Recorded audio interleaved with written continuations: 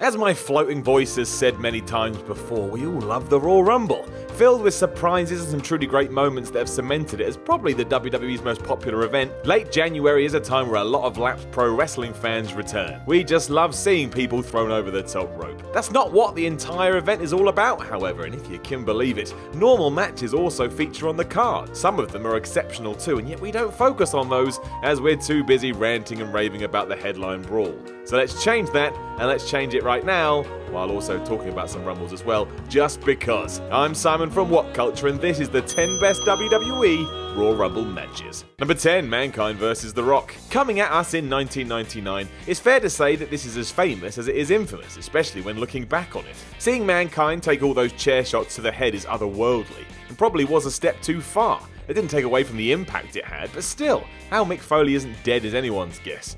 It is filled with drama though, and the chemistry between The Rock and Mankind is off the chart. On top of that, even before the blows with steel, Foley was bumping all over the place as if we were never going to see him again. Takes a DDT on the concrete for goodness sake, and gets launched headfirst into the ring post with his hands tied behind his back. Ain't too many ways to protect yourself on that. This is why it's so amazing though. It's hard to believe it's even happening, and sure, that finish is dumb as The Rock played a recording of Mankind saying "I quit" to trick referee Al Hebner, but wrestling. Number 9, Diesel vs. Bret Hart. In 1995, Diesel couldn't have a good match with anyone. At least that was the opinion. That's why when he and Bret Hart tangled at that year's Royal Rumble and it was good, a lot of people were surprised. It's a testament to how skilled Hart was at putting these kind of things together as he tried to chop down Diesel's legs to reduce his height advantage. He even tied him to the ring post at one stage, kicked him right in the damn knee. From there it did all go nuts as a bunch of wrestlers decided to try and get involved, which led to the ref throwing the match out around the half-hour mark. That doesn't take anything away from this, just a really fun encounter. Number 8, the 2002 Royal Rumble. Triple H has had a lot of highlights throughout his career, but his build to and winning the 2002 Royal Rumble has to be up there as one of the best. Tying into his return after a long injury layoff, it also saw Mr. Perfect get to the final 3,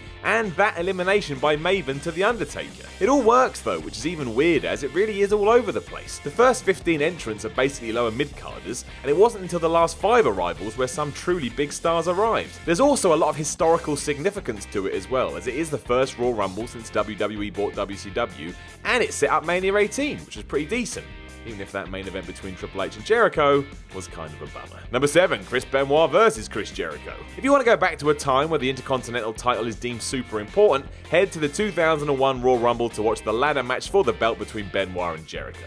It's still one of the best fights involving a ladder you could hope to see, and the amount of spots that would be replayed for years happened during this encounter, including the walls of Jericho on top of the damn ladder. If nothing else, it's a great reminder of why this era was such a success. Even though we had the likes of Stone Cold and The Rock on top, matches like this could go down despite only being third on the card. The quality is so high, and it just makes the entire event better than it would have been otherwise. And surprisingly, that's a very good thing. Number 6, the 1992 Royal Rumble. The first time, at least on WWE TV, we saw Ric Flair and Hulk Hogan in the same ring was at the 1992 Royal Rumble, which is awesome within itself. So straight away a massive box has been ticked. When you remember how many other stars littered this Rumble as well, from The Undertaker to the Macho Man to Sid Justice to Shawn Michaels to Ted DiBiase, it's not hard to figure out why so many people loved this. The Rumble itself was helped further because of course there was no WWE title match on the show, and instead the winner here would take home the gold. Even more exciting. Of course, it was Flair that walked away as the champion despite coming in third, and the icing on the cake was Bobby Heenan's excellent commentary throughout. This is still brilliant today, even though it's still 26 years old. My word. Number 5, Lesnar vs. CENA vs. Rollins. Although some people thought the WWE title match at the 2015 Royal Rumble would be good, I don't think we were expecting this. Brock Lesnar, John Cena and Seth Rollins all agreed to put on a 20-minute plus classic, and it happened at a frantic pace. None of them wanted to let up. It was so good it ruined the actual Rumble itself, and the story of the unstoppable champion in Lesnar who was taken out by his opponents was awesome. Then it got even better when, like a zombie rising from the grave, Brock appeared at the right time to break up a pinfall and then go into full-on beast mode. Remind yourself that at this time we all knew that it was more than likely going to be Lesnar and Reigns main eventing Mania that year, and it's even more props to these three. They made us believe. At the end of the day, that's all we really want. Number 4, the 2007 Royal Rumble. While the history books may show that The Undertaker and Shawn Michaels didn't wrestle from the 1998 Royal Rumble to WrestleMania 25, the ending we got at the 2007 Royal Rumble is a huge asterisk to all of that. As we got down to HBK and the Dead Man as the final two, they put on an exchange that could be put up against any wrestling skirmish with the added fun that no one actually knew who was going to win. It was Taker and Shawn Michaels. Could have gone either way. It was a stark reminder as to what the Rumble is meant to be about. Here you had two guys going for glory even though they were both baby faces. Mostly, this was about trying to prove who the better man was, and the performance they put on underlined that and then some. Plus it set up two classic matches that will never be forgotten, so all in all, it's pretty important. Number 3, John Cena vs AJ Styles. John Cena and AJ Styles had such a good match at the 2017 Royal Rumble, a lot of people still don't believe it even happened. It's like aliens. They've done it twice already at Money in the Bank and SummerSlam, but for many, this was the best of the bunch. Focusing the story around Cena going after Ric Flair's title record, it was also the idea of Vince McMahon's franchise player taking on the indie scene's favourite son. That's a very easy narrative to understand and go with. It was competitive from the moment the bell rung, and it took 2 AAs from Cena to finally beat Styles, which, in one of those rare moments, actually did help Styles become a bigger star in the process. It was probably the best match in WWE in 2017, and it happened in January. Oh well. Number 2, Triple H vs Cactus Jack. Another death-defying show by Mick Foley at the 2000 Royal Rumble. This could very well be the match that took Triple H into the main event scene. He was hanging around there before this, but it was this brawl with Cactus Jack that legitimized it. The main reason was simply because it was hard to believe the crazy level of violence that were on display. The two decked each other with all manner of weapons. If you're only used to WWE today, I can't imagine what you would think of this. Probably comes across as barbaric. Mostly because it was.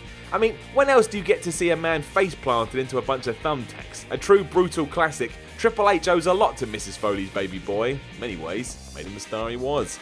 Number 1, Chris Benoit vs Kurt Angle. When you think of how time works and that a lot of today's workers grew up watching matches like this, well, it's not that big a surprise we've ended up where we have.